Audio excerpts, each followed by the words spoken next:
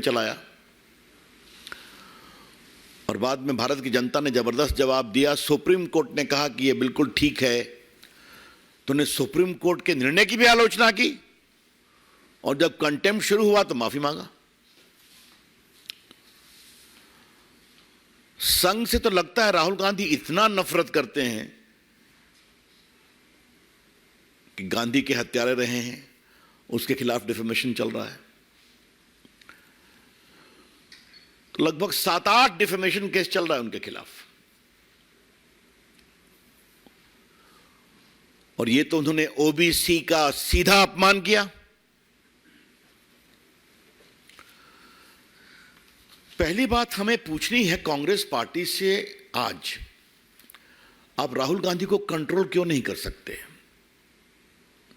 उनको ठीक ठाक बोलने की ट्रेनिंग क्यों नहीं दे सकते? आपके नेता है ना वो। अगर इसी ओबीसी मामले में वो माफी मांग लिए होते तो मामला खत्म हो गया आपका।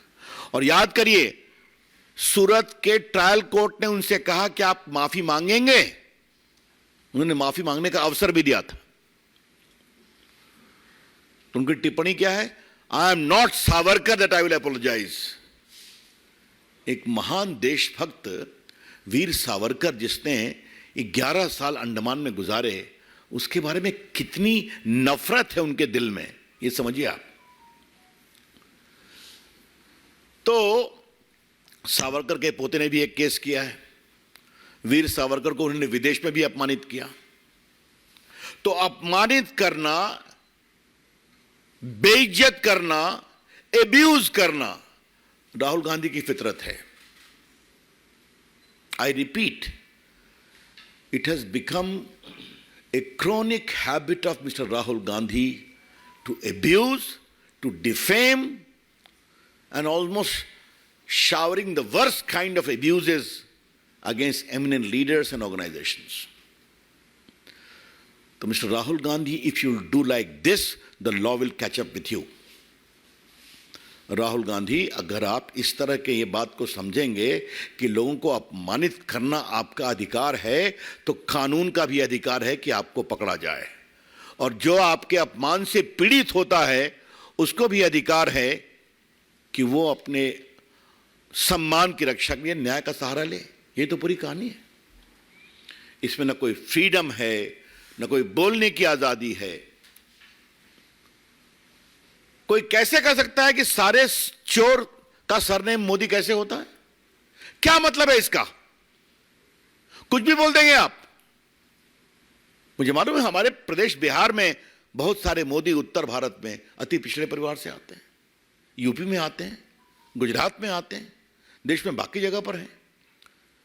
तो you have no control on your tongue कि आप कुछ भी बोल देंगे। और जब आपको कोर्ट ने कहा कि राहुल गांधी जी आप माफी मांगेंगे, तो साहब आप सीधा, मैं सावरकर नहीं हूं कि माफी मांगूंगा। This is, I would say, irresponsible arrogance, गैर जिम्मेदार अहंकार है। किसी को अपने गुणों पर अहंकार हो सकता है।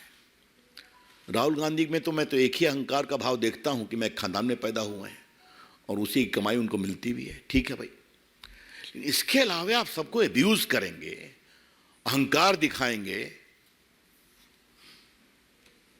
मैं कई बार इस मंच से कह चुका हूं कि राहुल गांधी होमवर्क नहीं करते हैं। हम नहीं करते हैं। चले जाते हैं जेएनयू में टुकड़े टुकड़े गैंग के पास, उनके पक्ष में खड़े हो जाते हैं। बाकी तो मैंने सब उनके गिनाया ही। तो आज का निर्णय गुजरात हाई कोर्ट का स्वागत योग्य है।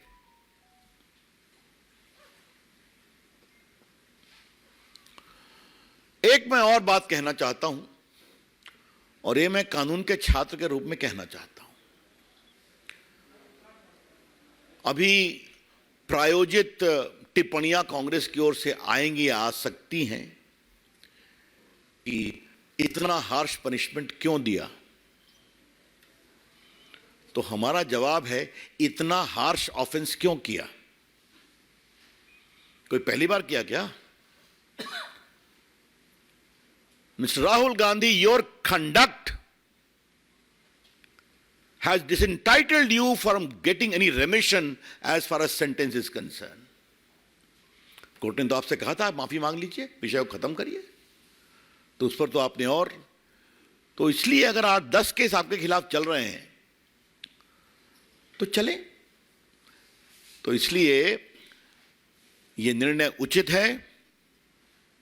अब वो जाएं, सुप्रीम कोर्ट जाने की मैं खबरें सुन रहा हूं, ठीक है, उनका अधिकार है, लेकिन ये जो विधि सम्मत निर्णय आया है ये उचित निर्णय है।